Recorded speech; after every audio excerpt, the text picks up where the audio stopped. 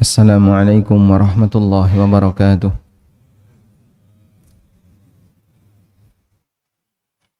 Alhamdulillahi rabbil alamin. Wassalatu wassalamu ala ashrafil mursalin Nabiyyina wa maulana Muhammadin wa ala alihi wa sahbihi ajma'in.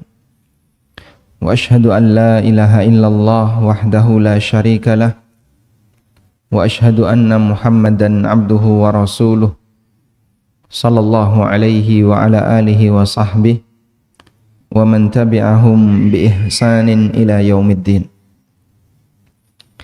Alhamdulillah, puji syukur kita haturkan kehadirat Allah Subhanahu wa taala di kesempatan pagi ini di Masjid Syamsul Huda, Kota Madiun. Allah Subhanahu wa taala mengumpulkan kita dalam nuansa ibadah insyaallah. Semoga Allah jadikan forum kita forum yang diberkahi. Mengingatkan kondisi kita pagi ini yang baru saja bangun tidur. Pada waktu kita tidur, hakikatnya kita sedang mati sesaat. Lalu kemudian Allah Subhanahu wa taala bangunkan kita sehingga kita bisa beraktivitas. Dan ada satu hal yang menarik yang Allah sebutkan dalam Al-Quran. Di surat Al-An'am ayat 60. Allah Ta'ala berfirman, "Wa huwa alladhi yatawaffakum bil-laili wa ya'lamu ma jarahtum bin-nahar." Dialah zat yang mewafatkan kalian di waktu malam, wa ya'lamu ma jarahtum bin-nahar, dan dia mengetahui apa yang akan kalian kerjakan di siang hari. Tsumma yab'atsukum fihi liyuqda ajalum musamma. Kemudian Allah bangkitkan kalian di waktu siang untuk menjalani hidup sampai batas waktu tertentu. Tsumma ilaihi marji'ukum tsumma yunabbi'ukum bima kuntum ta'malun. Kemudian hanya kepadanya kalian akan dikembalikan. Kemudian Allah Ta'ala akan menceritakan kepada kalian apa yang telah kalian kerjakan. Bapak Ibu yang dimuliakan Allah Subhanahu wa Ta'ala, kita sangat yakin dengan kita sendiri mengukur diri kita bahwa hari ini pasti kita akan berbuat maksiat hari ini. Sehingga begitu kita bangun sampai nanti tidur lagi di waktu malam, dalam perjalanan selama satu hari ini kita pasti akan berbuat maksiat. Namun Allah Subhanahu wa taala, Dia tahu hambanya yang mau berbuat maksiat ini tetap memberikan kasih sayang kepadanya. Allah tahu apa yang akan kita lakukan. Allah tahu maksiat yang nanti akan kita kerjakan. Sehingga kita tidur dalam posisi diwafatkan oleh Allah. Dan kemudian kita dibangunkan oleh Allah untuk nanti menjalani maksiat. Wa ya'lamu ma jarahtum bin nahar. Dan dia mengetahui apa yang akan kalian perbuat di waktu siang. Ini menunjukkan bagaimana kasih sayang Allah Subhanahu wa taala yang luar biasa kepada hambanya. Andaikan kita sebagai makhluk yang masih memiliki kebencian yang besar, mungkin punya sifat kasih sayang tapi masih rendah tingkatannya. Jika misalnya kita mengetahui ada orang yang kalau kita izinkan untuk masuk ke dalam ruangan, dia akan membuat masalah, mungkin kita akan menolak orang itu. Kamu mau masuk sini, tapi nanti kau akan bikin masalah. Kau nggak boleh masuk. Kita dalam posisi diwafatkan oleh Allah pada waktu malam, lalu kemudian Allah bangunkan kita dan kita akan bikin masalah. Kita akan membuat masalah sampai kemudian kita diwafatkan kembali oleh Allah nanti malam. Dan demikian terus berputar. Apalagi yang dilakukan oleh hamba yang berbuat kesyirikan. Saat hamba musyrik ini tidur, Allah bangunkan.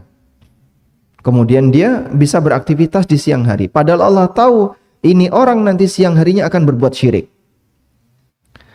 Hadza min lutfillahi ta'ala. Dan itulah bagian dari kelembutan Allah Ta'ala kepada para hambanya. sampai kemudian sang hamba ini menyadari akan kekurangan dirinya, kemudian dia mau bertobat bagi siapa saja yang diberi oleh Allah Subhanahu wa taala hidayah. Karena itu dengan menyadari akan hal ini jamaah yang dimuliakan Allah, sudah selayaknya kita banyak mohon ampun kepada Allah karena kita ini banyak salah, banyak dosa. Namun Allah Subhanahu wa taala selalu membangunkan kita di waktu pagi padahal Dia tahu bahwa di hari ini kita pasti akan berbuat maksiat. Selanjutnya Bapak Ibu yang dimuliakan Allah, di salat subuh tadi kita mendengarkan bacaan surat Al-Mu'minun. Allah Subhanahu wa taala mengawali dengan sebuah pernyataan, qad aflaha al-mu'minun, sungguh beruntung orang-orang yang beriman. Alladzina hum fi salatihim khashi'un. Sifat yang pertama yang Allah sebutkan adalah orang-orang yang mereka khusyuk dalam salatnya.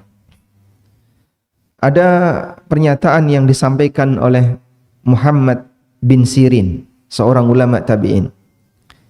Kana ashabu Rasulillah sallallahu alaihi wasallam yarfa'una absarahum ila sama'i fis salah. Dulu para sahabat pada waktu mereka salat, mereka melihat ke arah atas. Saat salat melihat ke arah atas.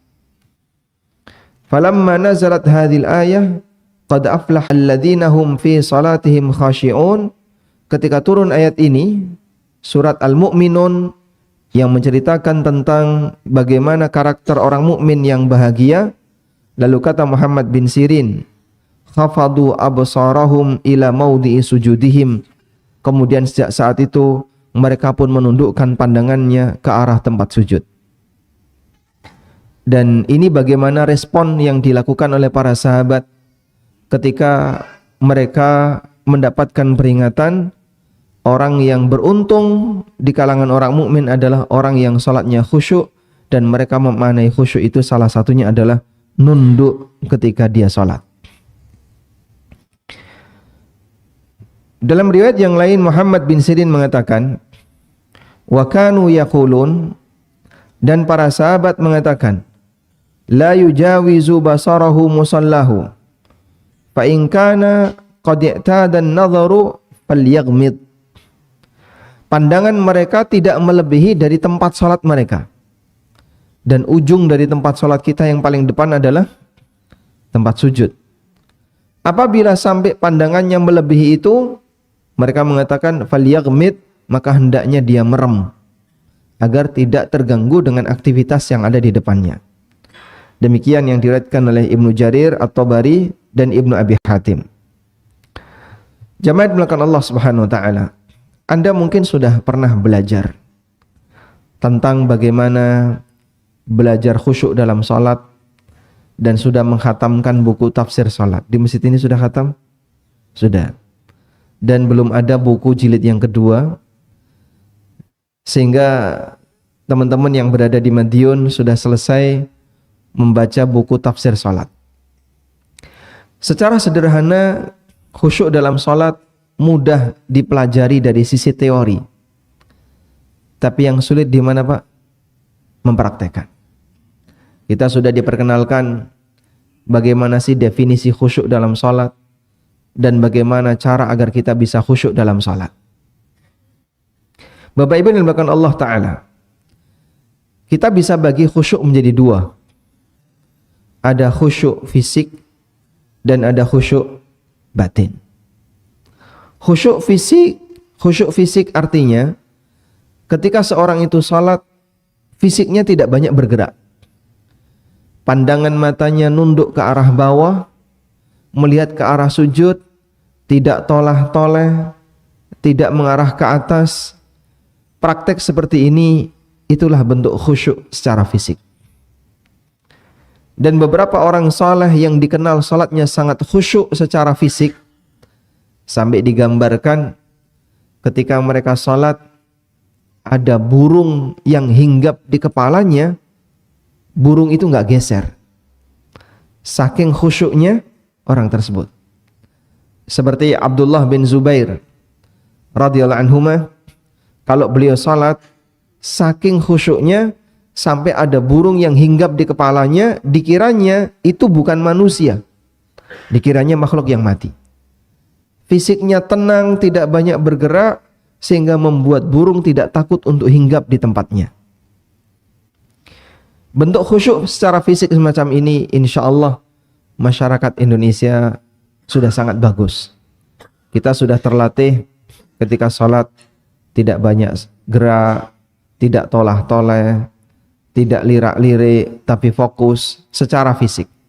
Sehingga untuk khusyuk fisik, semoga kita sudah terbiasa untuk melakukannya, bisa kita lanjutkan. Karena ini termasuk di antara khusyuk yang disyariatkan. Selanjutnya ada jenis khusyuk yang kedua, yaitu khusyuk batin.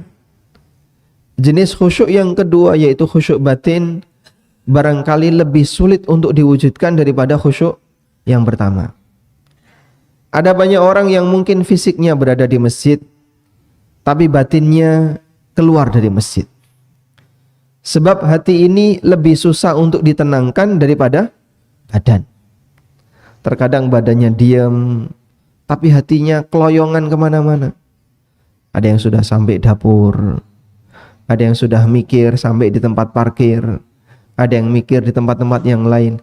Ini batin lebih susah untuk ditenangkan daripada badan.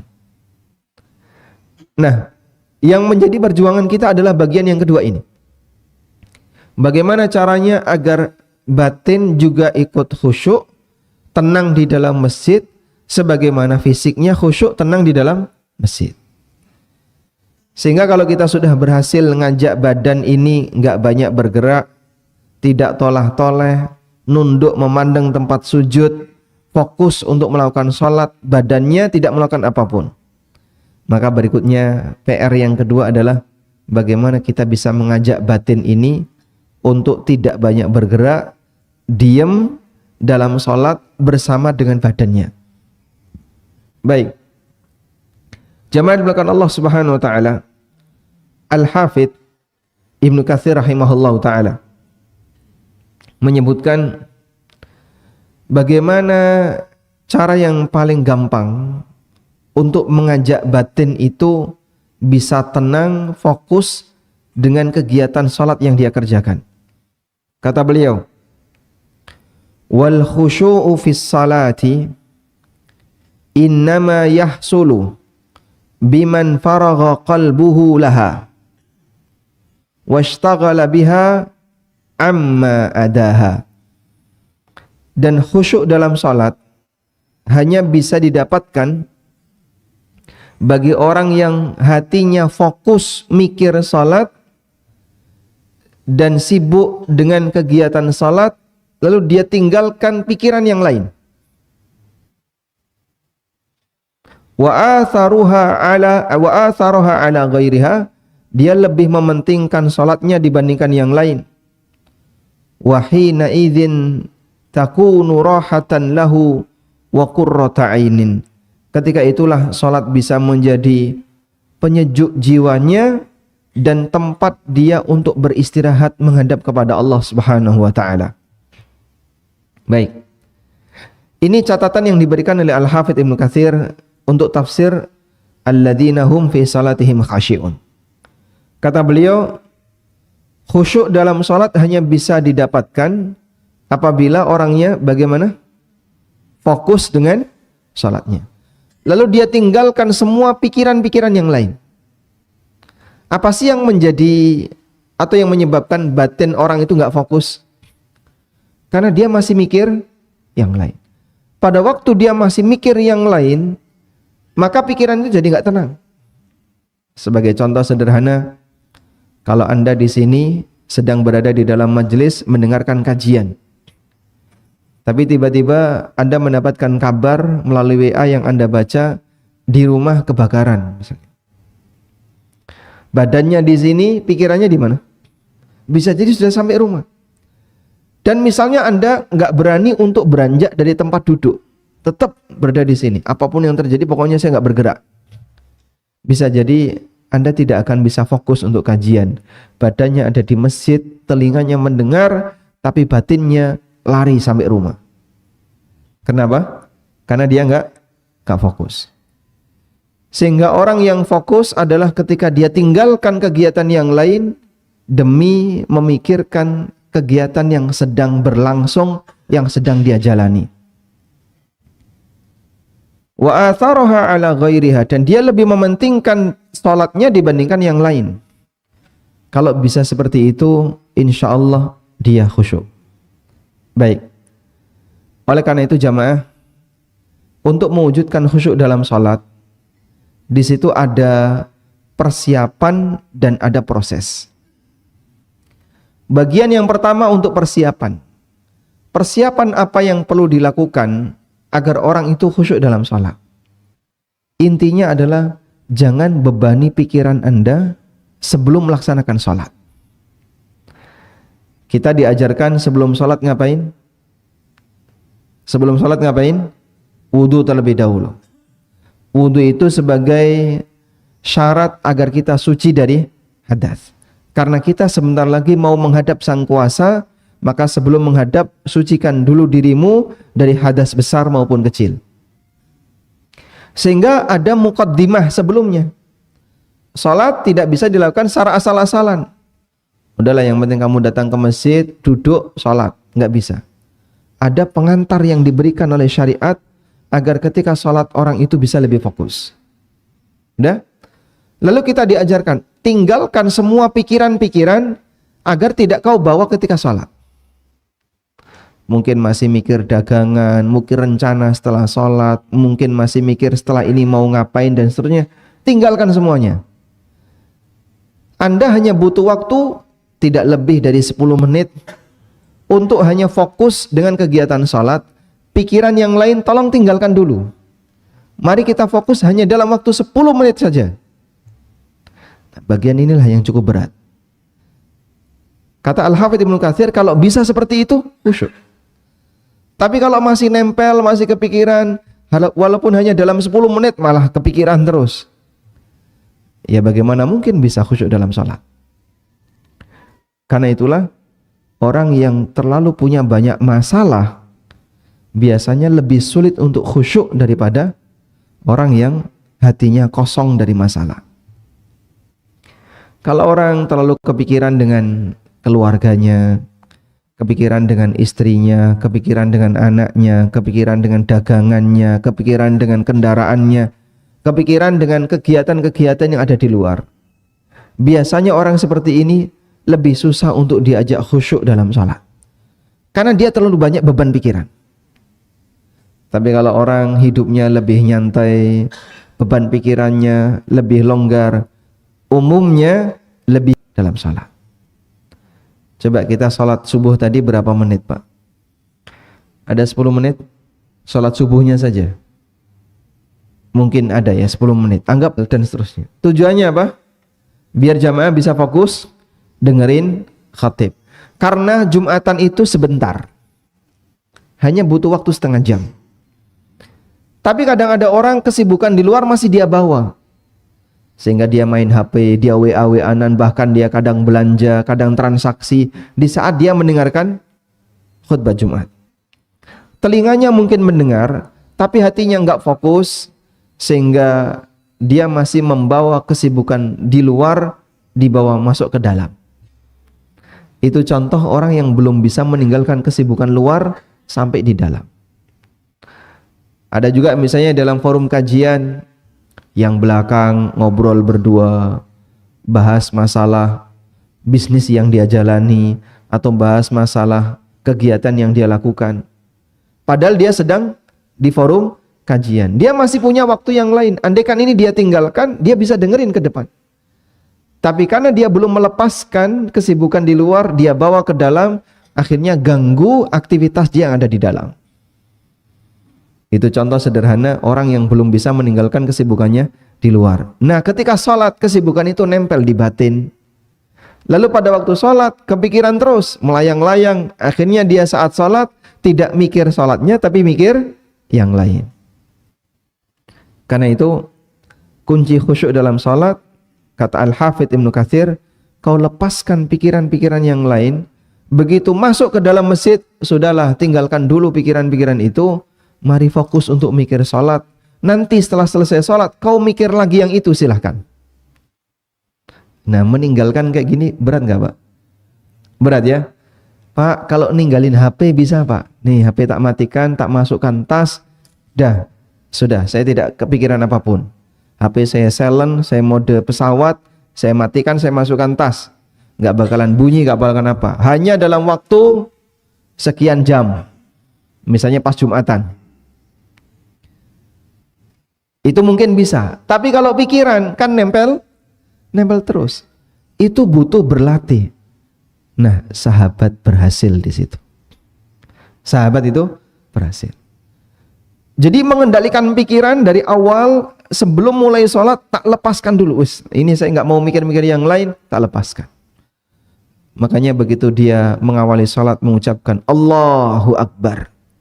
Apa makna Allahu Akbar? Allahu Akbaru min kulli syai'. Allah dat yang paling besar dibandingkan segala sesuatu, sehingga urusan apapun yang ada di luar aku lepaskan. Saya mau fokus menghadap Allah Subhanahu wa taala. Kalau bisa seperti itu, kata Ibnu Qayyim, barulah salatnya bisa menjadi qurratul ain, penyejuk batin dia, dan dia bisa merasakan nikmatnya salat. Nah, itu perlu pelatihan. Oleh karena itu, ada beberapa kondisi di mana Nabi SAW menyarankan agar diselesaikan dulu sebelum sholat dimulai. Pertama, berkaitan dengan masalah buang hajat. Orang itu kan terlalu mikir kalau urusan perutnya belum diselesaikan. Urusan perut itu baik yang sifatnya masuk ke dalam perut atau yang keluar dari perut. Dua-duanya itu bisa ganggu pikiran. Maka Rasulullah SAW menyarankan sebelum mulai sholat, urusan perut diberesin dulu. Urusan masuk ke dalam perut, kalau Anda lapar, kemudian ada makanan dan siap dihidangkan, kata beliau apa? Sholat dulu atau makan dulu? Makan dulu. Selesaikan hajat kamu dulu, silahkan makan, baru sholat. Urusan perut, bagian keluar, kalau pengen buang hajat, kemudian datang waktu sholat, diapain? Apa Pak? Selesaikan dulu buang hajatnya baru sholat. Sampai beliau mengatakan, la salata bi khadratit ta'am wala huwa yudafi'uhul akhbathan. Tidak ada salat ketika makanan sudah dihidangkan, dan tidak ada salat sambil menahan keinginan untuk buang hajat. Karena ini bisa ganggu pikiran. Nabi SAW kenapa tidak menyebutkan yang lain, Pak? Karena dua ini yang paling sering. Tapi bukan berarti pikiran yang lain tidak lebih berbahaya. Bisa jadi yang di luar lebih berbahaya. Mungkin punya urusan A, punya urusan B, punya urusan C. Cuman kan beliau tidak sebutkan satu-satu. Beliau sebutkan ini dua contoh di mana sering ganggu pikiran hamba sebelum sholat. Karena itu jamaah, kalau sekiranya Anda melakukan tindakan tertentu sebelum sholat yang itu berbahaya, jika kemudian ditinggalkan, kemudian dibawa sholat malah jadi bahan pikiran, selesaikan dulu. Baru kemudian setelah itu sholat. Misal ya, Anda masuk masjid untuk sholat, begitu selesai tahiyatul masjid, lupa kunci motor di mana. Gerayangi saku-sakunya, kok nggak ada. Dicari kanan kirinya, kok nggak ada. Maka dia kepikiran apa? Jangan-jangan masih nempel di motor. Baik, waktu iqamah tinggal misalnya 5 detik atau 10 detik, belum iqamah, tinggal 10 detik. Sementara motor Anda di parkiran. Kira-kira Anda milih mana? Keluar ke parkiran atau ikut sholat? Yang mana, Pak? Anda keluar ke parkiran. Sudah? Pastikan Anda dalam posisi aman sehingga ketika nanti sholat nggak kepikiran. Lakukan itu semuanya dalam aktivitas yang ganggu dalam sholat kita. Kepikiran, misalnya kepikiran KTP, kepikiran SIM, kepikiran apa, beresin dulu baru menghadap sholat, agar tidak mengganggu ketika sholat. Karena kalau kemudian pikiran itu kita bawa, selamanya kita nggak bisa khusyuk. Sebab kuncinya ada di sini. Anda sudah belajar tentang teori khusyuk dalam buku tafsir salat, sudah khatam, tapi belum bisa membuat suasana melepaskan pikiran walaupun hanya 10 menit. Sudah, mungkin selamanya kita nggak bisa khusyuk. Nah, sahabat berhasil di situ. Itu butuh latihan. Latihan yang pertama, ngeberesin dulu urusan perut agar ketika sholat sudah nggak kepikiran. Pak, ini mau qomat tapi pengen ngentut. Pilih mana? Ngentut dulu atau sholat dulu? Tapi kalau ngentut nanti sayang ya Pak.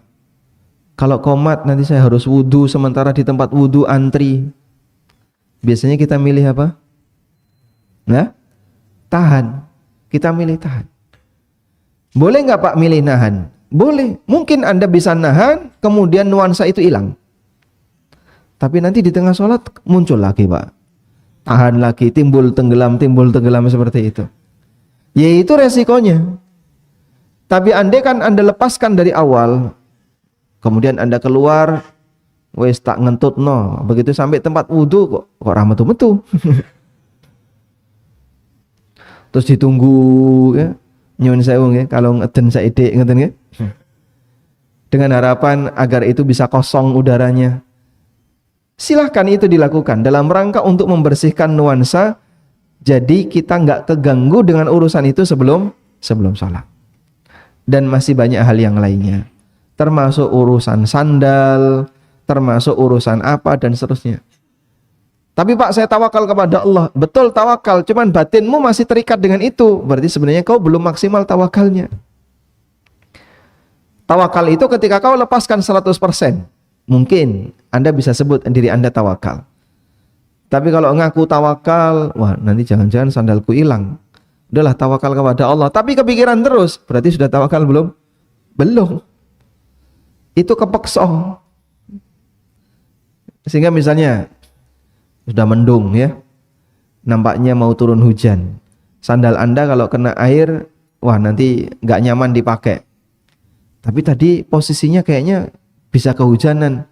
Dah, sebelum mulai sholat siapin dulu. Coba sandalnya diamankan dulu. Taruh di tempat yang kira-kira tidak kehujanan. Jadinya waktu sholat tidak kepikiran. Dan demikian seterusnya. Kalau bisa seperti itu, insya Allah kita bisa lebih fokus. Ini kunci yang pertama. Kunci yang kedua, agar kita bisa khusyuk dalam sholat adalah mengajari batin untuk mikir isi sholat. Nah, bagian inilah yang dibahas dalam buku tafsir sholat. Mikir isi sholat. Isi sholat itu apa sih Pak? Ada gerakan, ada bacaan. Ada gerakan, ada bacaan. Lalu bagaimana caranya kita mikir isi sholat yang bentuknya gerakan dan bacaan itu? Pertama, untuk mikir yang bentuknya gerakan adalah dia berpikir bagaimana cara bergerak yang sesuai sunnah ketika sholat. Sehingga saat dia sholat, bagaimana cara dia sedekap, bagaimana cara dia angkat tangan, bagaimana cara dia rukuk. Mikir-mikir seperti itu berarti dia mikir gerakan dalam sholat.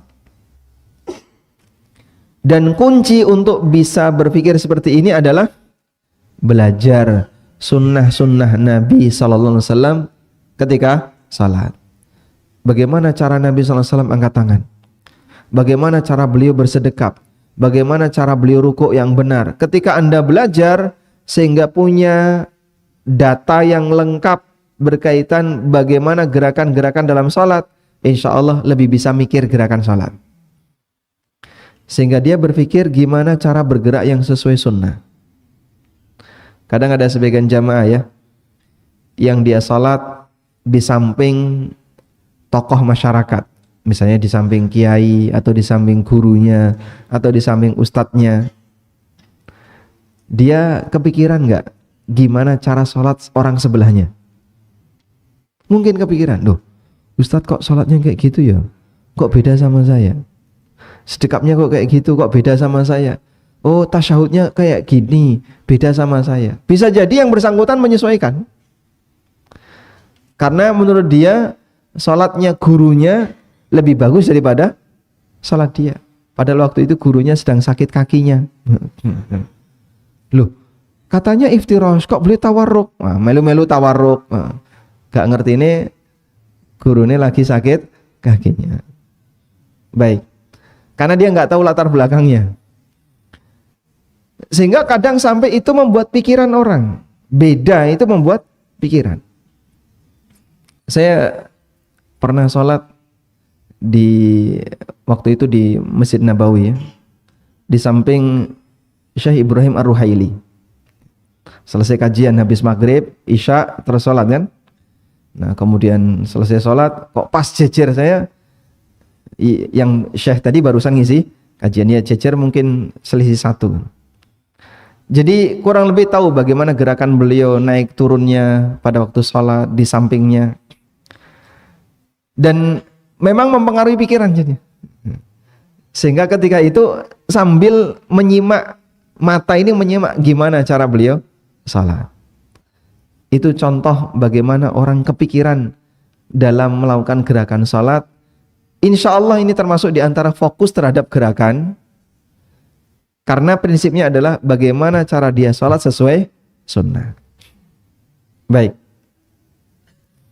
Dulu sebelum saya kenal belajar agama dengan maksimal, saya sering main ke Maskam UGM, ya, Masjid Kampus UGM.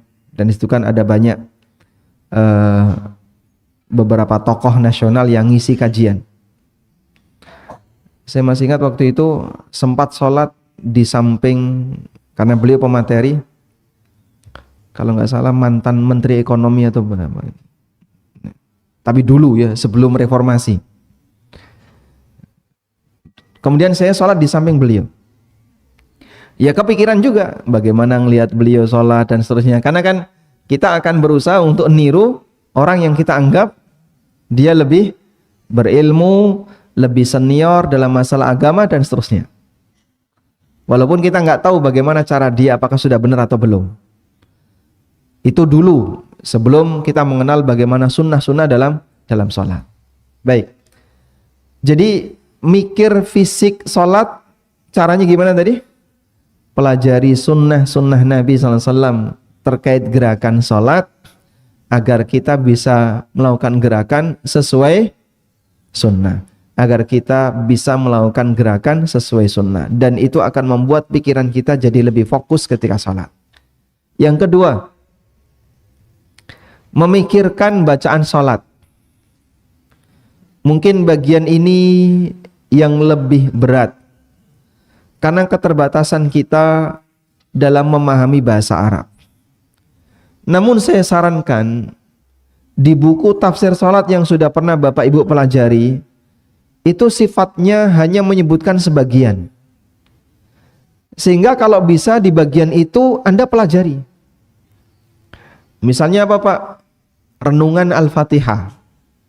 Surat Al-Fatihah itu kan nggak mungkin geser Pak ya. Anda pasti ketika sholat akan menjumpai surat Al-Fatihah. Itu pasti. Nah maka sudah menjadi keharusan saya harus paham tafsir Al-Fatihah. Kadang sebagian masyarakat disuruh belajar tafsir, ya sudah ngerti pas kajian, begitu keluar dilepas ilmu itu. Ilmunya dilepas. Paham Pak ilmu dilepas Pak? Ilmu dilepas itu nggak diingat-ingat. Ada orang yang dia belajar tapi ilmunya tidak dilepas, tapi diingat-ingat. Ojo sampai lali, ojo sampai lali. Contohnya apa? Kalau ada siswa mau ujian, dia belajar semalam gitu ya, ujiannya jam 10. Target dia adalah apa yang sudah dia hafal, jangan sampai jam 10 sampai jam 11 hilang. Makanya selesai dia hafalkan semalam, ujian sesi 1 jam 8 sampai jam 9. Sudah? Kemudian jam 9 sampai jam 10 istirahat. Nanti masuk jam 10. Ngulang lagi nggak? Belajar lagi nggak gitu? Belajar lagi. Karena dia tidak ingin ilmu yang dia pelajari lepas. Begitu selesai ujian plong nggak Pak? Plong itu Anda melepas ilmu. Rampung ujian plong rasanya. Itu sama dengan melepas ilmu. Jadi Anda sudah nggak mikir ini mau melekat mau nggak melekat terserah. itulah proses Anda melepas ilmu. Paham ya? Jadi ada batin ini bisa ngikat, bisa ngelepas. Sama dengan tangan. Tangan ini bisa menggenggam, bisa ngelepas. Sebelum Anda ujian, Anda seperti dikasih beban. Tas kanan di tas kiri dan tas kiri Anda bawa dengan tangan kanan dan tangan kiri. Ini diangkat bareng-bareng, jangan sampai lepas. Karena kalau lepas nanti nggak bisa ngerjain ujian. Di tas ini Anda punya bekal yang nanti dipakai untuk ngisi ujian. Udah? Begitu selesai ujian, ini Anda lepas. Maka begitu dilepas, setahap demi setahap ilmu yang kita pelajari itu hilang. Kajian juga seperti itu. Kajian tanpa ujian, seperti kajian umum yang Anda ikuti. Ini kan kajian tanpa ujian ya. Anda mungkin ketika sedang berada di forum seperti ini, ngerti. Ada kalimat tertentu, dicatat. Nasihat-nasihat penting, dicatat. Sudah? Keluar masjid, plong, dilepas. Sudah. Nah, ketika dilepas itu, setahap demi setahap, apa yang kita pelajari hilang. Kata sebagian ahli psikologi,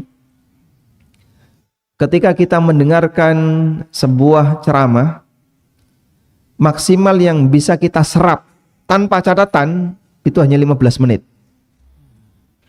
Jadi kalau 1 jam hanya seperempatnya. Udah? Dari bukan 15 menitnya, 15%. 15%. Dari 15% itu setiap hari bisa hilang 3-5%. Sehingga kalau kajian pekanan dapat 15%, pekan depan hilang 100%. Itu kalau tanpa catatan. Anda ngikuti forum kajian fokus gitu, hanya kurang lebih 15% yang bisa ditangkap. Udah? Sehingga 15% itu Anda bisa ngulang. Bisa menyampaikan tanpa catatan.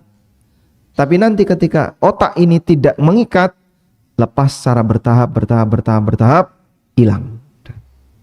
Terus ngaji lagi, ganti 15% yang baru. Bertahap hilang, ganti lagi. Terus seperti itu. Makanya ya kayak gini terus. Lagi wes ngaji suwe, nggih. Sudah lama ikut, tapi kenapa kok nggak upgrade? Karena kita seperti melepas ilmu. Pada waktu di masjid kita pegang, begitu keluar masjid ini kita lepas. Ya setahap demi setahap akan terjadi peluruhan ilmu tersebut kemudian hilang. Baik, Anda sudah belajar tentang renungan Al-Fatihah pada saat mempelajari buku tafsir salat. Sudah? Kapan itu Pak? Yo mungkin sudah lama karena itu bagian awal dari buku tafsir salat. Nah ketika itu tidak diulang, ketika itu tidak dipegangi, akan terjadi peluruhan, terus hilang. Makanya Al-Fatihahnya jadi nggak bisa direnungkan karena kita sudah melepaskan ilmunya. Sehingga mungkin saya minta kepada Bapak Ibu, Anda ulang, Anda buka lagi, Anda baca lagi, agar ilmu itu melekat. Nah kalau sudah terlalu sering diulang, maka akan lebih nancap. Saya dapat cerita ada salah seorang dosen di UGM. Beliau dosen ilmu komputer, ada di Fakultas MIPA berarti. Namanya singkatannya Pak A. Kadir, mungkin Abdul Qadir atau siapa, tapi beliau dosen senior. Jadi beliau ini dikenal kalau mendapatkan buku baru dan tertarik untuk mempelajarinya, maka beliau buat tulisan yang semisal. Jadi buku itu dipelajari, terus beliau nulis dari hasil beliau belajar buku ini. Terus seperti itu, sehingga karyanya Pak A. Kadir ini cukup banyak. Baik dalam bidang ilmu komputer, bahkan beliau juga nulis buku berkaitan dengan masalah hidroponik. Jadi nggak nyambung ya. Karena beliau ketika di masa pensiun katanya, itu senang dengan hidroponik, terus belajar buku-buku hidroponik. Mungkin koleksi juga majalah Trubus atau apa itu, terus ditulis ulang, jadilah buku hidroponik. Padahal basicnya itu ilmu komputer. Nah, saya mencoba untuk niru beliau. Meskipun beliau di ilmu umum, saya nyoba niru beliau. Kalau pengen belajar sesuatu, tulis buku. Sehingga pengen belajar tentang fikih muamalah. Dulu waktu pertama kali dapat beberapa diktat dari masyayikh, ya, seperti Syekh Dr. Yusuf Subaili, kemudian Utsman Asy-Syabir, dan buku-buku yang lain. Saya cuma punya PDF, saya nggak punya versi cetak. Dari hasil membaca itu, saya berpikir, ini kalau diterjemahkan, mungkin orang Indonesia nggak paham. Tapi kalau dari apa yang kita pahami, kita kemudian tuangkan dalam bahasa yang lebih mudah dipahami oleh masyarakat Indonesia, mungkin paham. Alhamdulillah, jadilah buku Penjual Beli dan Harta Haram. Dan itu belajar fikih muamalah dari nol. Ketika ingin belajar ilmu waris, saya dapat bukunya tipis ya, dari Pondok Pesantren Bin Bas. Waktu itu saya ngajar matematika, kemudian saya ngajari pecahan anak-anak. Terus mereka bilang, ya seperti ini yang kita gunakan dalam pelajaran ilmu waris. Terus saya minta, boleh nggak saya pinjam bukunya? Saya dipinjemi, terus saya beli sendiri. Itu pun fotokopian ya, karena yang asli nggak ada. Ketika saya mempelajari buku itu, saya pingin ini kalau diterjemahkan mungkin sulit dipahami.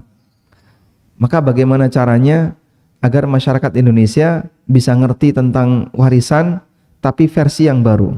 Jadilah buku pengantar ilmu waris. Itu baru coba-coba Pak ya. Jadi belajar sesuatu sambil ditulis. Nanti kalau Anda pengen seperti itu silahkan. Baik. Selanjutnya, yang Anda pelajari tadi, kalau pengen diikat biar nggak lepas, ada dua cara. Satu, ditulis ulang. Dua, diulang-ulang. Nah, kalau diulang-ulang berarti tidak boleh cuma sekali. Hari ini sudah baca, sudah selesai kajian, besok dibuka lagi, dibaca lagi, terus seperti itu. Agar ilmu yang sudah didapatkan tetap terikat. Sehingga teori dalam buku tafsir salat tidak lepas walaupun sudah khatam. Insya Allah sanggup ya. Jadi tugas Bapak Ibu hanya ya menangkap ilmu dan mempertahankan bagian yang mau kita pikirkan dalam sholat. Seperti apa renungan Al-Fatihah. Di buku tafsir sholat ada, dan itu nggak tebel, cuman beberapa halaman. Bagaimana renungan ketika doa ruku, ketika doa i'tidal, ketika doa sujud. Anda pahami betul, diulang lagi, biar nanti pikiran bisa diajak untuk fokus. Saya mikir bacaan-bacaan dalam sholat. Sehingga mikir Fatihahnya masih bisa dilakukan, mikir bacaan ruku ngerti. Jangan sampai ketika ruku, iya aku lali ya, maknanya apa? Pengen wis tak pelajari tapi lali. Nah, wis. Waktu i'tidal, iya kemarin sudah saya pelajari tapi aku lali maknanya apa? Sujud juga seperti itu. Ya sudah. Karena cuma dipelajari sekali. Baik. Saya juga nyarankan ya, kalau Anda punya beberapa buku dan hobi membaca misalnya yang berbahasa Indonesia, jangan cuma buku dibuka dibaca, jangan Pak. Sediakan satu kertas asisten. Jadi sambil baca, nemukan apa yang kira-kira bermanfaat, bernilai, pindahkan ke kertas asisten, buku asisten.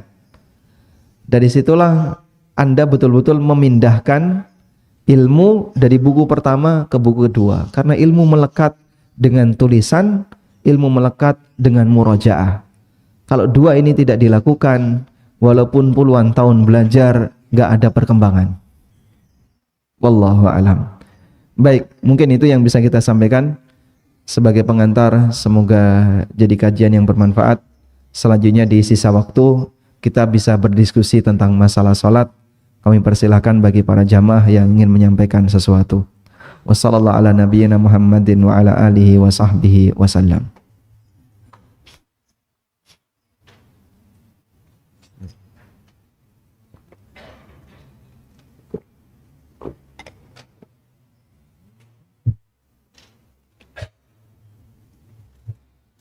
Baik, ada yang mau disampaikan?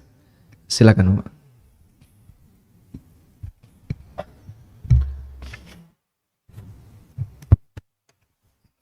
Assalamualaikum warahmatullahi wabarakatuh. Waalaikumsalam warahmatullahi wabarakatuh. Izin bertanya Ustadz, salah satu yang mempengaruhi rasa khusyuk kita yaitu adalah rasa was-was. Yang saya tanyakan, ketika seseorang sedang safar dan memiliki luka yang mengeluarkan najis, semisal bisul, nanah atau darah, atau yang mempunyai sakit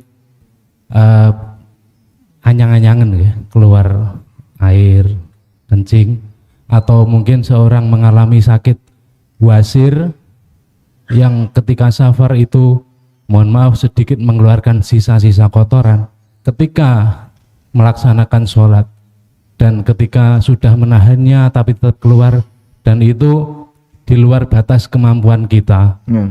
Dan apabila kita sedang safar itu tidak membawa baju ganti, dan baju yang kita kenakan atau celana yang kita kenakan itu terkena najis, dan itu adalah salah satu hal yang mempengaruhi kekhusyuan kita dalam sholat. Apakah sholat kita sah ataupun kita harus mengganti pakaian kita, dan kalaupun kita mengganti pakaian kita berkali-kali mungkin akan terkena juga karena masih mengeluarkan najis ketika proses sholat itu. Yang saya tanyakan, bagaimana hukumnya Ustadz?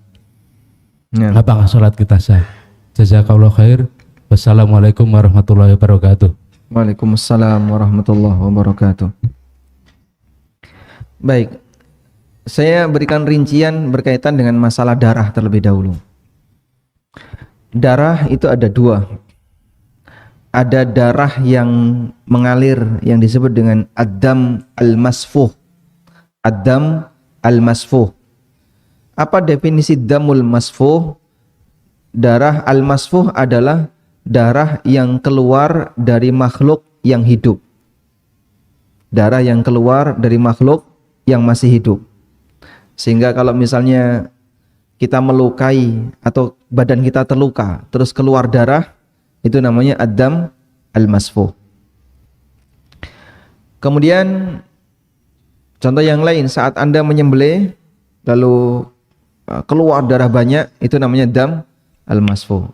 Kan sudah disembelih Pak. Nah pada saat sudah disembelih kan dia belum mati, dia masih tegang-tegang, masih kecil-kecil, sampai akhirnya kambing atau sapi yang kita sembelih mati. Nah saat dia belum mati, dia masih banyak bergerak, kemudian keluar darah, itu disebut dengan apa? Ad-dam al-masfuh. Nah yang kedua, ad-dam al-jamid, darah yang beku. Darah yang beku adalah darah yang tertinggal di dalam badan setelah organ itu mati. Kita menyembelih sapi atau menyembelih kambing, apakah semua darah di organ sapi itu keluar?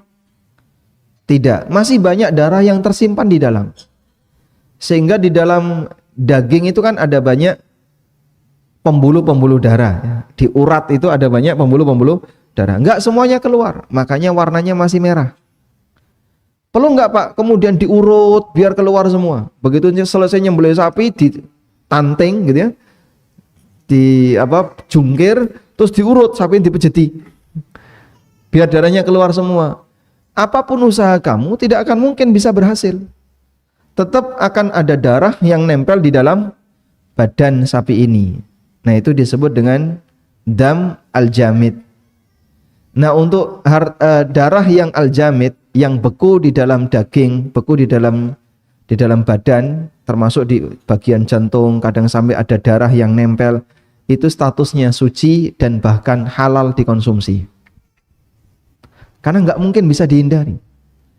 Daging merah itu pasti di situ ada unsur darahnya. Kalau mau dibersihkan berarti dicacah tipis-tipis, kemudian diurut-urut, nah itu mungkin baru bersih. Ya kan nggak mungkin. Orang godok daging bisa jadi utuh, satu kotak begini, 1 kilo digodok bareng, sehingga darah yang ada di dalam itu sekaligus matang bersama dengan urat-urat daging yang ada, dan itu halal dimakan. Baik. Kemudian Yang kedua, tentang rincian dam al-masfuh. Mengenai darah yang al-masfuh, yang keluar tadi, ulama membagi menjadi 3. Pertama, suci. Kedua, najis, tidak bisa ditoleransi. Ketiga, najis dan bisa ditoleransi. Saya ulang ya. Untuk darah al-masfuh, darah yang keluar dalam posisi makhluknya masih hidup, dibagi menjadi 3. Suci. Yang kedua, najis tapi tidak bisa ditoleransi. Yang ketiga, najis dan bisa ditoleransi. Insya Allah bisa dipahami? Baik. Sekarang untuk jenis yang pertama, darah yang keluar yang statusnya suci. Para ulama mengatakan semua darah serangga suci. Atau dengan bahasa lain, semua darah binatang yang tidak memiliki sistem transportasi darah merah, statusnya suci. Yang diistilahkan dengan nafsun sa'ilah. Dalam bahasa fikihnya disebut dengan nafsun sa'ilah. Ma lahu nafsun sa'ilah wa ma laisa lahu nafsun sa'ilah. Ada binatang yang punya sistem transportasi darah merah dan ada binatang yang tidak punya sistem transportasi darah merah. Binatang yang punya sistem transportasi darah merah, kalau darahnya keluar disebut dengan ad-dam al-masfuh. Yang tidak punya sistem transportasi darah merah, statusnya suci. Contohnya serangga, bekecot, kemudian semua jenis moluska, semua jenis hewan moluska, ya. Ini tidak punya sistem transportasi darah merah. Sehingga ada orang yang terkena lendirnya bekecot, itu suci atau najis? Suci. Karena ini bukan darah merah yang statusnya dam al-masfuh. Insya Allah paham ya. Contoh yang lain, nyamuk misalnya, nyamuk. Kemudian saat dia gigit, kita ceples, mati, ada darahnya. Itu dihukumi oleh para ulama seperti darah serangga, karena dia sudah masuk ke dalam organ nyamuk. Maka darah seperti ini suci. Nah, turunannya adalah bangkainya suci, kotorannya suci. Bangkainya suci, kotorannya suci. Sehingga apa hukum kotoran serangga? Suci. Apa hukum bangkai serangga? Suci. Bangkai serangga suci. Nemu bangkai lalat, bangkai nyamuk, bangkai apa yang nempel di badan, itu semuanya suci. Baik, apa Pak dalilnya kalau itu suci? Dalilnya Nabi SAW bersabda dalam hadis riwayat Bukhari, "Idza waqa'adz dzubabu fi ina'i ahadikum." Kalau ada lalat yang nyemplung di wadah kalian, maka sarannya gimana? Falyaghmishu, celupin. Kemudian lihat rah, silahkan buang. Setelah itu silahkan kalau mau diminum. Kalau mau diminum. Sudah? Andaikan bangkai lalat itu najis, seharusnya kalau ini kecemplungan lalat, kemudian dia nggak bisa berenang lalu mati, berarti harusnya gimana? Buang. Tapi ini nggak, suruh nyelupin. Udah bangkai suruh nyelupin, kan berarti kena najis semuanya. Andaikan najis, maka ketika beliau nyuruh nyelupin, menunjukkan kalau status bangkai ini tidak najis. Sehingga semua bangkai serangga, kotoran serangga, darahnya serangga, tidak ada yang najis. Batasnya apa tadi? Laisa lahu nafsun sa'ilah. Dia tidak punya sistem transportasi darah merah. Baik. Selanjutnya, ada najis yang la yu'fa an syai'in minhu. Ada najis darah yang tidak ditoleransi, yaitu darah yang keluar dari makhluk bernyawa dalam jumlah banyak. Seperti tadi nyembelih kemudian nyemprot darah, atau misalnya Anda terkena darah binatang, ya. Kemudian juga termasuk darah haid, darah nifas. Nah, seperti ini najis yang tidak ditoleransi. Baik. Yang jadi pertanyaan, darah luka manusia apakah masuk di sini, Pak? Ulama beda pendapat. Jumhur mengatakan masuk. Darah luka manusia masuk di sini. Namun wallahu alam, pendapat yang lebih mendekati dan lebih kuat tidak najis. Apa dalilnya? Orang yang mati syahid itu dikuburkan tanpa dimandikan. Disolati enggak? Disolati. Jadi yang mati syahid itu tidak dimandikan, tapi dia dikafani, disolati. Baik. Sehingga dia karena tidak dimandikan, berarti kan lumuran darah ada di mana? Badannya. Sebagaimana yang disebutkan dalam hadis riwayat Bukhari dari sahabat Jabir bin Abdullah, beliau mengatakan amaran Nabi sallallahu alaihi wasallam bidafni syuhada fi dimaihim. Nabi SAW memerintahkan agar orang yang mati syahid dimakamkan bersama dengan darah mereka. Dan seorang yang mati syahid dikuburkan bersama darahnya. Jika itu najis, seharusnya gimana? Bersihkan. Sebagai bentuk penghormatan kepada orang yang mati syahid, maka najisnya dibersihkan.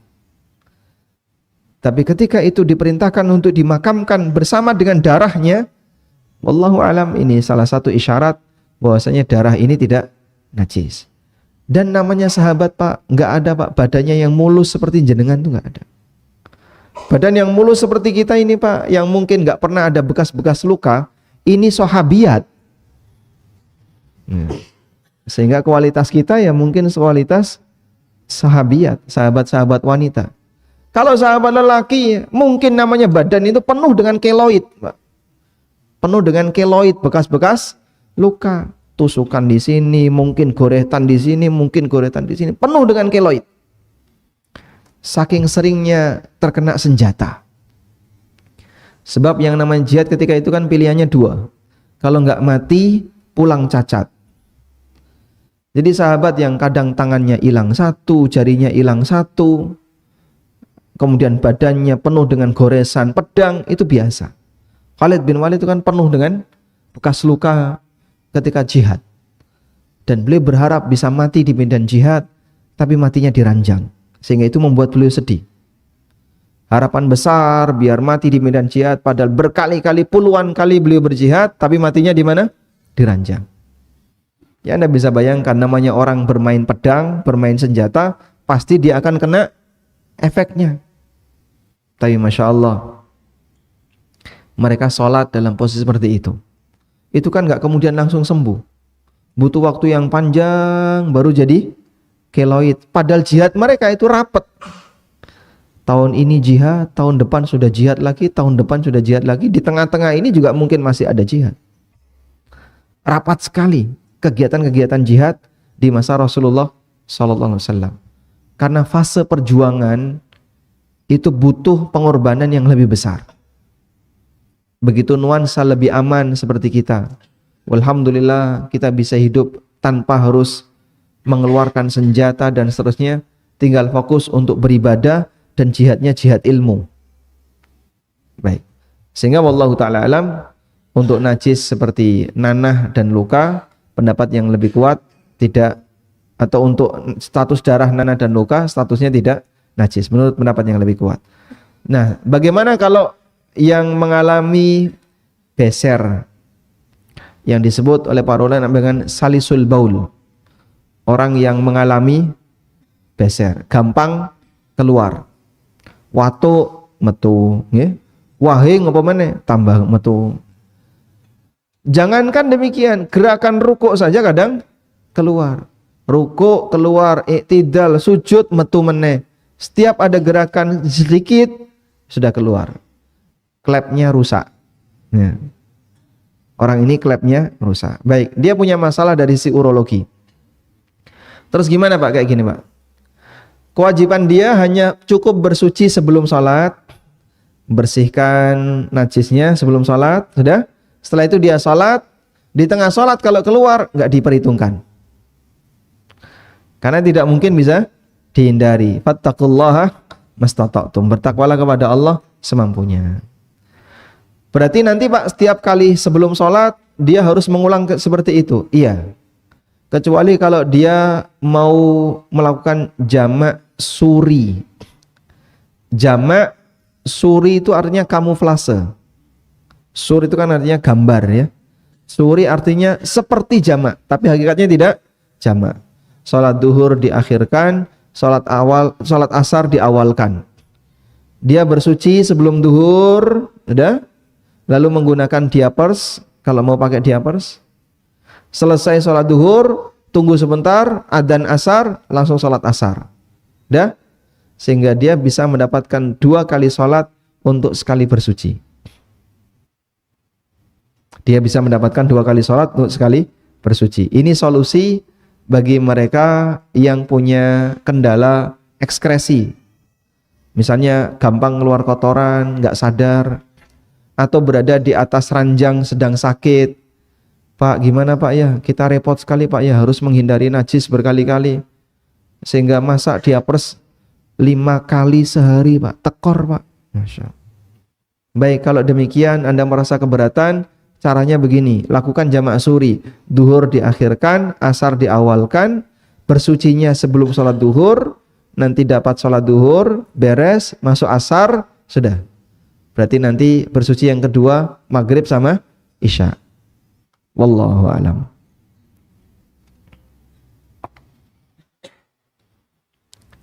Apakah doa-doa yang diminta dalam sujud atau sebelum salam diucapkan dengan lisan atau dalam hati?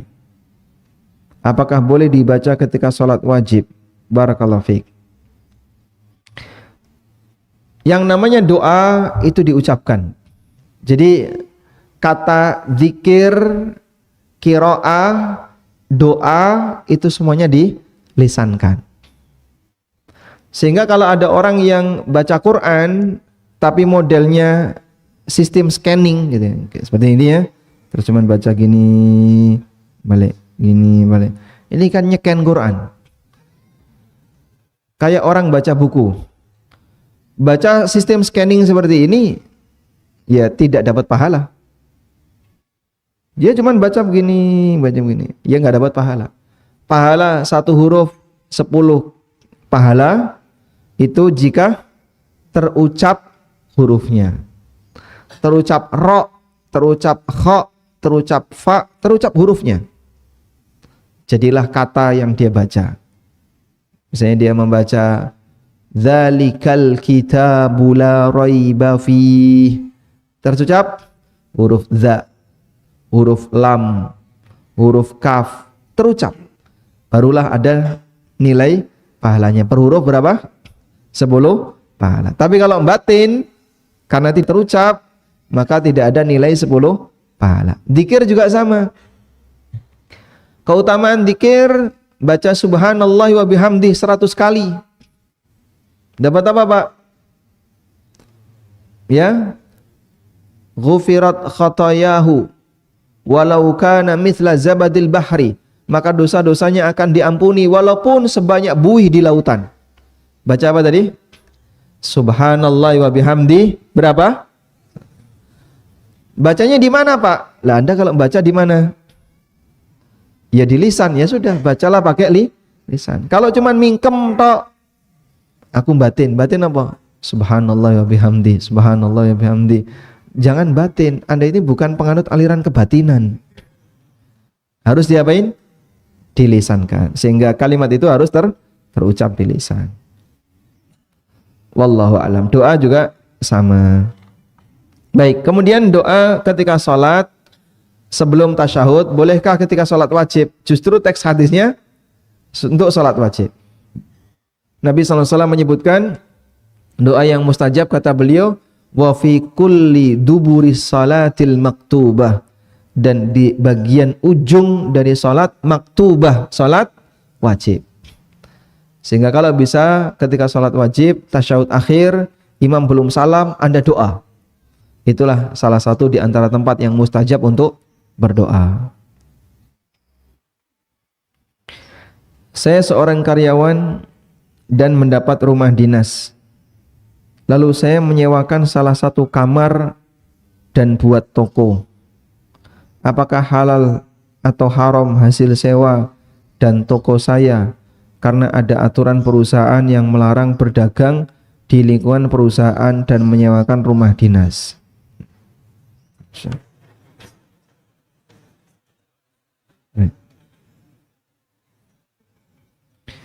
Ini pertanyaan sudah mencantumkan kunci jawaban. Ya. Karena sudah telanjur, jadi jawabannya Anda sudah tahu ya. Kalau ini apa? Haram. Hukumnya haram. Anda menyewakan rumah itu hukumnya hasilnya haram. Nah, sekarang kita bicara solusi setelah terlanjur menyewakan. Kan sudah dapat duit tuh. Karena sudah terlanjur, maka kewajiban Anda adalah menyerahkan hasil sewa tadi ke perusahaan. Nah, urusannya jadi lebih panjang. Gimana Pak caranya? Gak mungkin saya tiba-tiba transfer, nanti malah dicurigai ada apa gitu. Urusannya jadi lebih panjang. Kalau sekiranya gak mungkin sama sekali, berarti bisa gak Anda salurkan misalnya untuk fasilitas milik perusahaan. Misal perusahaan butuh apa sih? Oh ya, kayaknya di kantor itu butuh printer. Anda berikan printer, udah taruh di kantor. Udah taruh aja di kantor. Nanti boleh dipakai oleh siapapun. Oh, kayaknya di kantor butuh alat ini, butuh alat ini. Anda belikan itu sehingga dia menjadi aset kantor. Makanya teman-teman ASN ya, kadang kan mereka itu berpikir seperti ini. Pak, terkadang ada dana taktis yang tidak disebutkan dalam anggaran. Terus, ya makanya kadang ada sisa perjalanan dinas, kemudian apalagi misalnya sisa anggaran kemarin dan seterusnya. Nah, itu kita pakai untuk dana taktis tadi. Jadi laporannya A tapi realitanya B, berbeda antara laporan dengan realita. Ketika berbeda pasti ada uang beda kan gitu ya. Ketika beda kan pasti ada apa? Sisa uang. Baik. Kadang saya sarankan kepada ASN, Anda itu sudah bekerja mengabdi kepada negara selama berapa lama? Sekian puluh tahun. Baik. Berarti Anda sudah mendapat manfaat dari negara berapa lama? Sekian puluh tahun. Kan digaji terus sama negara. Bisa enggak Anda wakaf untuk negara? Gimana wakaf untuk negara? Wakaf untuk negara misalnya nyumbang kertas untuk negara, nyumbang printer untuk negara. Jadi membelikan sesuatu untuk negara. Sehingga enggak perlu berpikir untuk memikirkan dana taktis, ngambil dengan cara manipulasi. Marakno dosa, Pak. Sudahlah teman-teman yang ada di kantor, ini kantor butuh printer. Ya udah carikan aja dana taktis yang lain. Buat manipulasi. La haula wala quwata illa billah. Sudahlah urunan aja, kantor-kantor nih, urunan. Berapa sih harga printer? 2 juta. Ada berapa orang? 10 orang, 200-an ribu jadi printer. Wakaf dari karyawan untuk negara. ASN kan sudah lama dapat manfaat dari negara. Sesekali wakaf seperti itu. Dengan demikian dia tidak perlu berpikir manipulasi data yang justru itu akan menimbulkan dosa bagi kegiatan dia dalam bekerja. Wallahu a'lam. Baik, cukup? Ada yang mau ditambahkan? Nah, silahkan. Langsung saja boleh.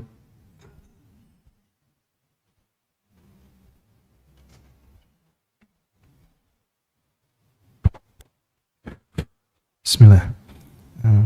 Assalamualaikum warahmatullahi wabarakatuh. Waalaikumsalam warahmatullahi wabarakatuh. Semoga kesehatan dan keselamatan senantiasa terlimpahkan dari Allah Ta'ala pada Ustadz Ami dan keluarga beserta jemaah semuanya. Amin. Walakum bimithlin. Ustadz, tadi di awal disampaikan terkait ketika sholat itu merem Ustadz. Seperti Merem? itu. Iya, di awal tadi. udah disinggung di situ. Nah, ketika sholat, apakah hal itu diperbolehkan? Merem terus menerus? Jika tidak diperbolehkan, apakah boleh merem gitu, Ustaz? Karena hal itu barangkali bisa membantu untuk kembali khusyuk dalam sholat, kembali untuk fokus dalam sholat, karena tidak semua masjid itu terkondisikan.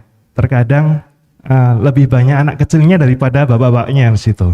Jadi hal ini bagaimana hukumnya, Ustaz, untuk merem dalam sholat? Tadi di awal sempat disinggung itu. Terima kasih, Ustaz.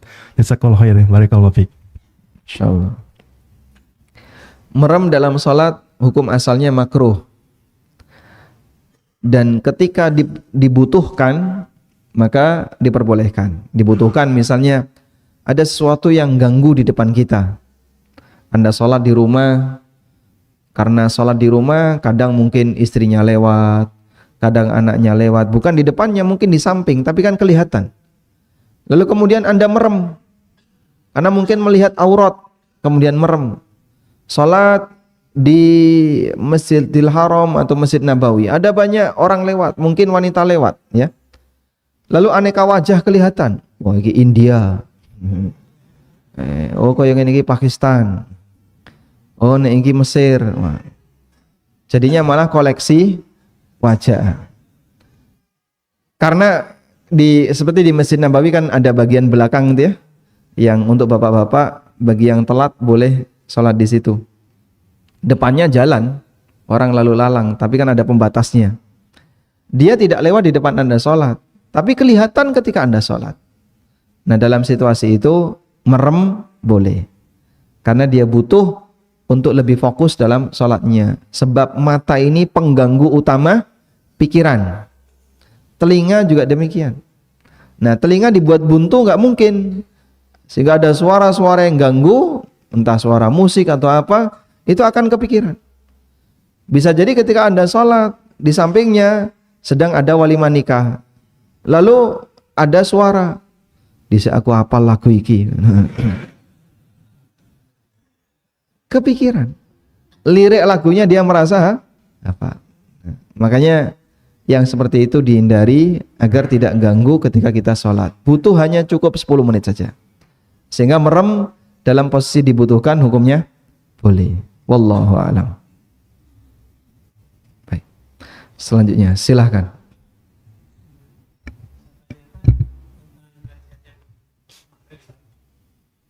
Bila suami istri itu bekerja di Abdibawi kelas, terus bagaimana bila mempekerjakan seorang pembantu?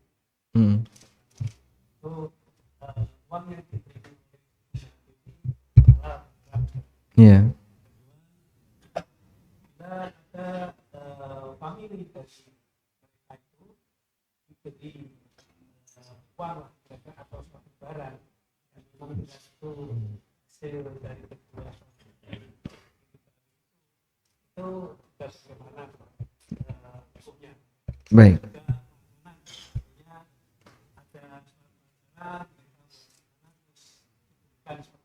Hadiah.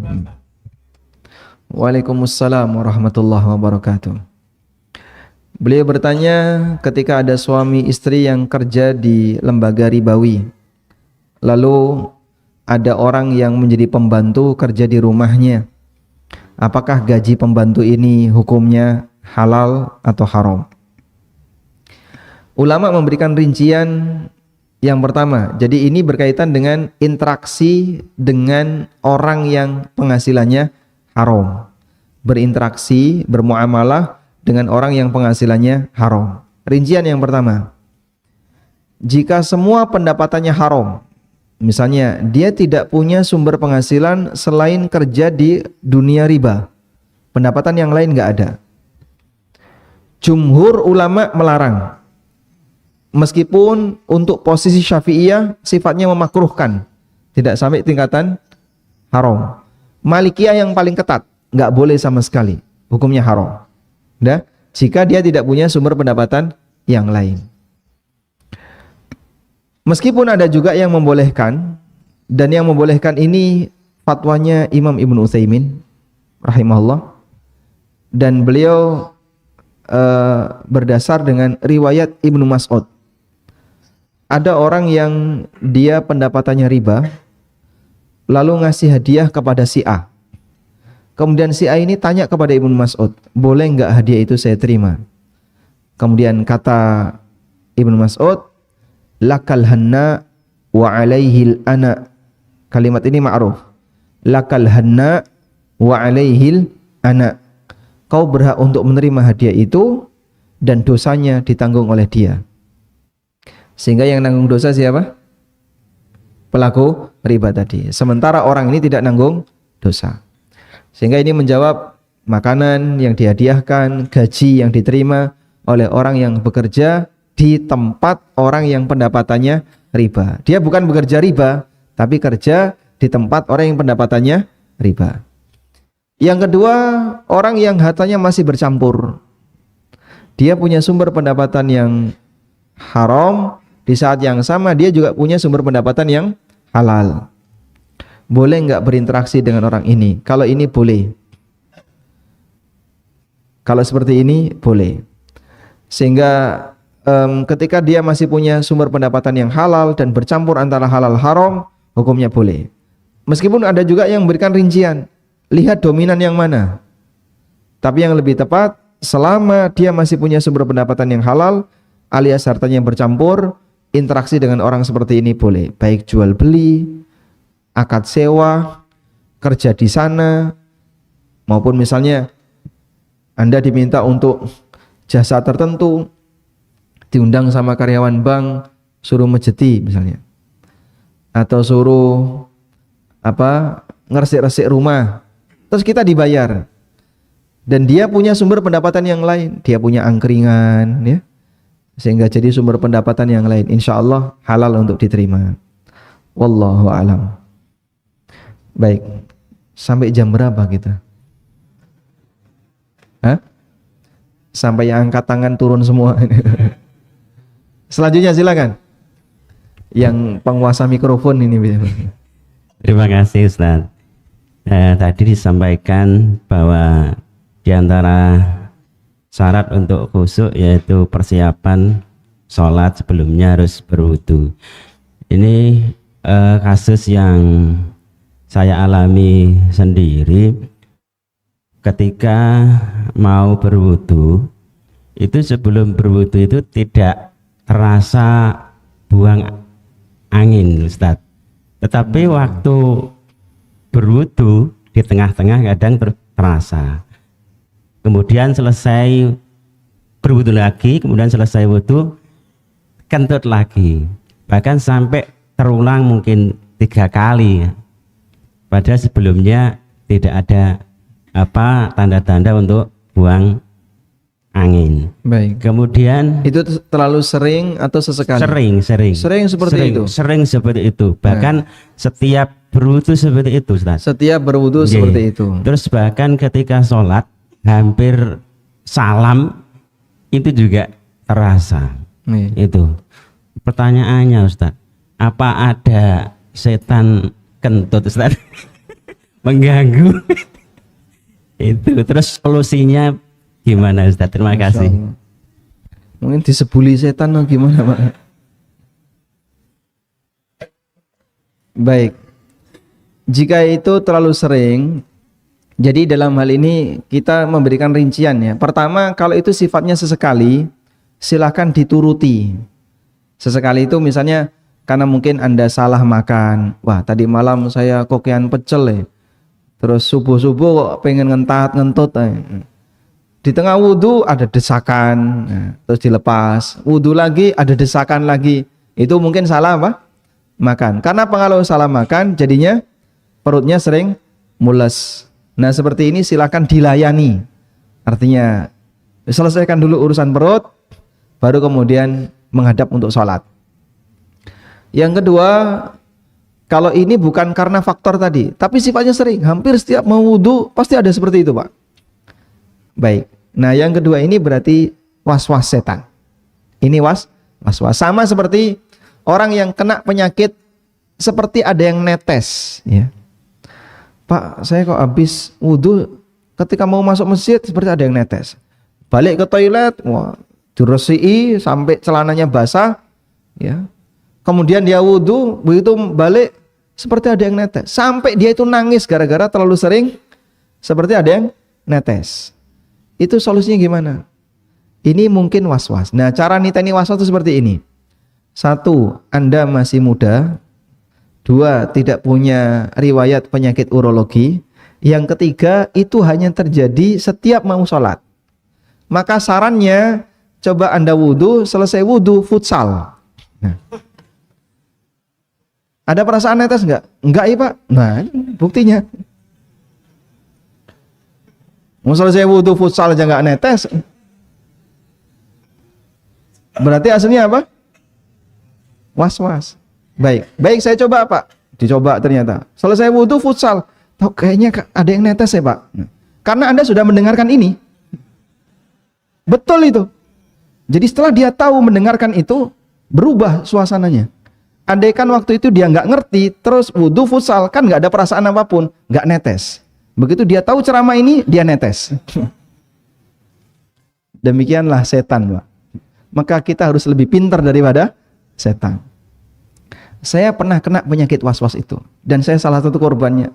Sedihnya itu panjang kali gak hilang-hilang. Karena bolak-balik ke toilet, bolak-balik ngecek dan seterusnya, penyakit netes. Alhamdulillah dari pengalaman itu jadi tahu kira-kira tipuannya ada di mana. Kemudian solusinya bagaimana. Dan bekas penyakit was-was itu sampai sekarang masih saya rasakan. Kadang seolah-olah seperti ada yang ngentut, seperti kentut. Tapi ini pasti was-was, sehingga tidak digubris. Obat, ya meskipun kentut beneran, tapi terlalu sering, ya, terlalu sering. Obatnya 1, jangan digubris. Obatnya 1, jangan digubris. Jadi perasaan netes, kemudian selalu pengen ngentut setiap mau wudhu, itu ditahan, ya. Anda wudhu, kemudian setelah itu jangan digubris. Tapi Pak, masih tapi. Selama masih tapi berarti belum sembuh. Ya. Nah, kasusnya seperti, masih tanya lagi. Kuncinya cuma 1, nggak usah digubris, sembuh dah. Berarti gimana? Ya sudah nggak usah takon lagi. Kalau Anda sudah nggak tanya, berarti sudah sembuh. Ada salah satu mahasiswa di Jogja, itu sampai mau bunuh diri itu. Saya pengen mengakhiri hidup saya. Karena dia punya beban pikiran was-was, tapi masalah akidah. Jangan-jangan saya kafir, jangan-jangan saya kafir.